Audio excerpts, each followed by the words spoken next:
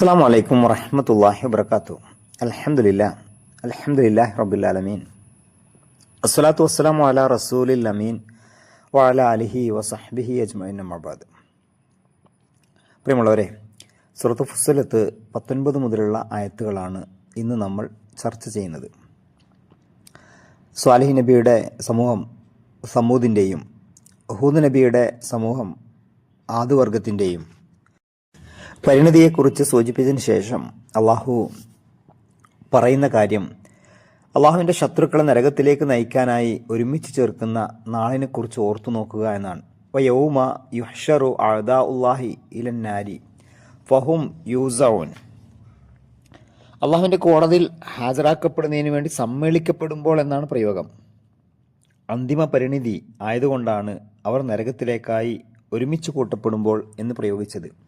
അള്ളാഹുവിനെ നിഷേധിക്കുന്ന, അള്ളാഹുവിൻ്റെ കൽപ്പനകളെ തള്ളിക്കളയുന്ന, ദൈവേച്ഛക്ക് വശംവദരായി ഭൂമിയിലെ ഇഹലോകത്തെ സുഖങ്ങൾ മാത്രം ആഗ്രഹിച്ച് ജീവിക്കുന്ന ഏതൊരു വ്യക്തിക്കും സമൂഹത്തിനും അന്തിമ ഫലം നരകമായിരിക്കുമെന്ന വലിയൊരു താക്കീതാണ്. ഹത്താ ഇദാമാ ജാഊഹ ഷഹിദ അലൈഹിം സമൂഹും വഅബ്സാറുഹും വജുലൂദുഹും ബിമാ കാനൂ യഅമലൂൻ. അവരവിടെ എത്തിയാൽ അവർ പ്രവർത്തിച്ചു കൊണ്ടിരുന്നതിൻ്റെ ഫലമായി അവരുടെ കാതുകളും കണ്ണുകളും ചർമ്മങ്ങളും അവർക്കെതിരെ സാക്ഷ്യം വഹിക്കും. വന്നു ഷഹിദ സാക്ഷ്യം വഹിക്കും. ഷഹിദ അലൈഹിം അവർക്കെതിരെ സാക്ഷ്യം വഹിക്കും. ബസ്വർ ജുലൂദ് അഥവാ അവരുടെ കാഴ്ച, അവരുടെ കേൾവി, അവരുടെ തൊലികൾ അവർക്കെതിരെ സാക്ഷ്യം വഹിക്കുമെന്ന് അല്ലാഹു സുബ്ഹാനഹു വ തആല സൂചിപ്പിക്കുന്നുണ്ട്. ഇവിടെ ഓരോ തലമുറകളെയും ഒന്നൊന്നായി മാറി മാറി വിചാരണ ചെയ്യുകയല്ല, മുമ്പും പിമ്പുമുള്ള എല്ലാ തലമുറകളെയും ഒരുമിച്ച് കൂട്ടും. ഓരോരുത്തരും തൻ്റെ ജീവിതത്തിൽ ചെയ്ത നല്ലതോ ചീത്തയോ ആയ കർമ്മങ്ങളും അതിൻ്റെ അനന്തരഫലങ്ങളും അവർക്കത് അവിടെ ബോധ്യപ്പെടണം. കാരണം ഒരു കർമ്മം ചെയ്താൽ അതിൻ്റെ അനന്തരഫലത്തിൻ്റെ ഉത്തരവാദികൾ കൂടി അവരായിരിക്കും. അതുകൊണ്ടാണ് എല്ലാവരെയും ഒരുമിച്ച് ചേർക്കും എന്ന് സൂചിപ്പിച്ചത്. ഒരാൾ ചെയ്ത ഒരു തിന്മ പിൻതലമുറകളെ നൂറ്റാണ്ടോളം സ്വാധീനിച്ചാൽ ആ തിന്മ ചെയ്ത വ്യക്തിയെയും അത് ബാധിക്കുന്നു എന്ന് ബോധ്യപ്പെടുത്തലാണ്.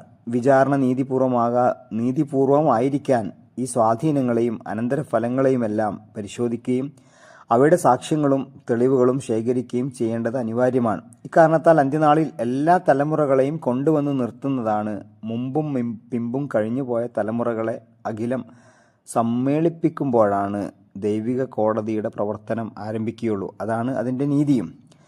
ഇനി മനുഷ്യൻ തൻ്റെ കുറ്റങ്ങളും സ്വാഭാവിക രീതിയിൽ മനുഷ്യൻ ചെയ്ത തെറ്റുകളൊക്കെ അവന് മറച്ചു വെക്കും, അല്ലെങ്കിൽ വലിയ ന്യായങ്ങൾ കണ്ടെത്തും.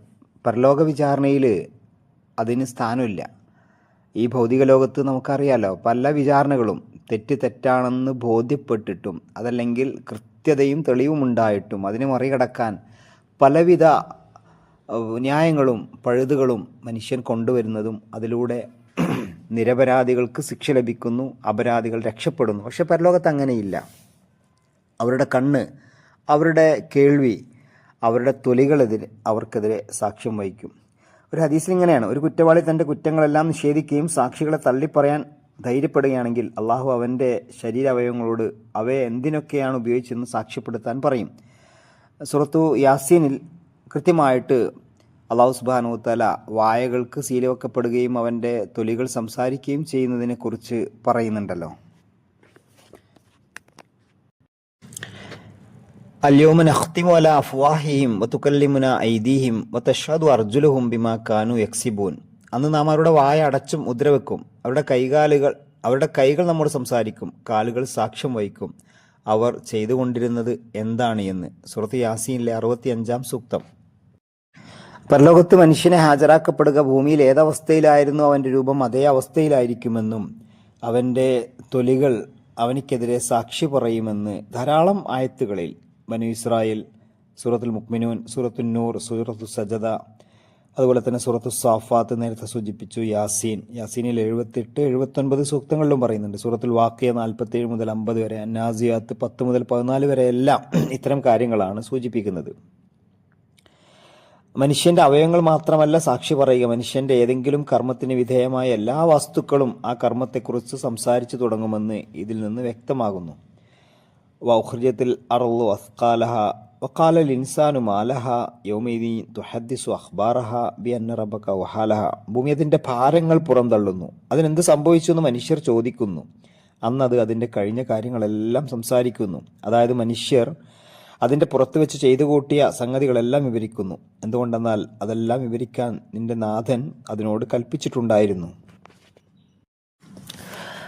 21-ാം സൂക്തത്തിൽ അള്ളാഹു പറയുന്നു, വഖാലു ലിജുലൂദിഹിം ലിമ ഷഹിദ്തും അലൈന.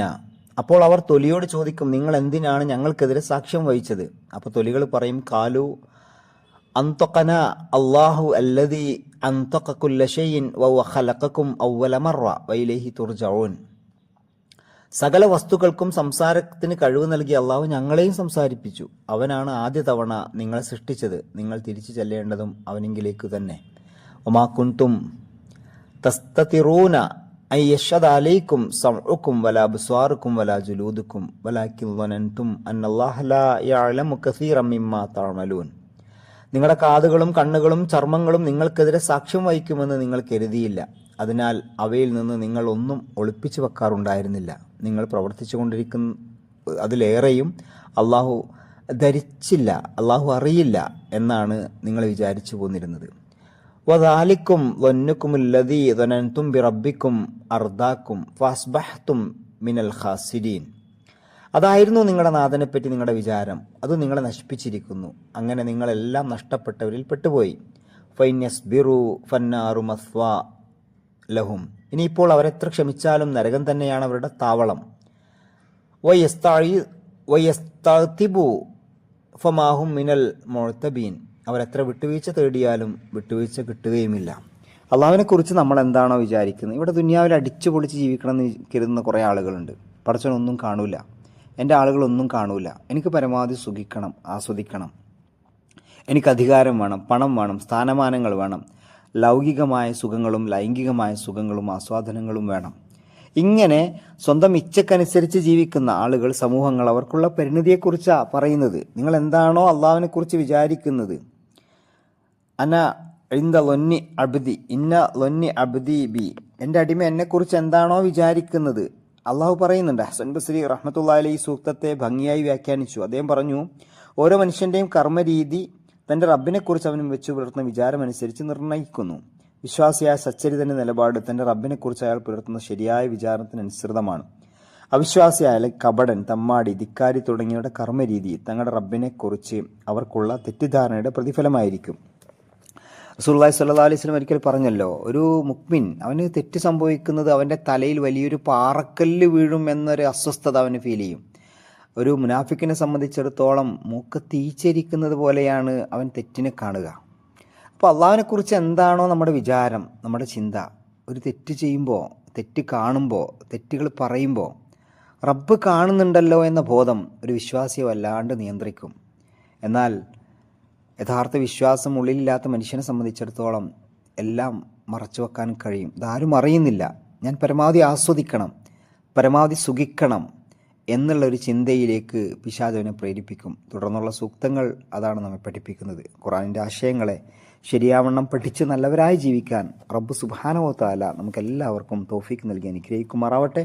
വാഖിറു ദഅവാനാ അനിൽ ഹംദുലില്ലാഹി റബ്ബിൽ ആലമീൻ. അസ്സലാമു അലൈക്കും വറഹ്മത്തുള്ളാഹി വബറകാതുഹു.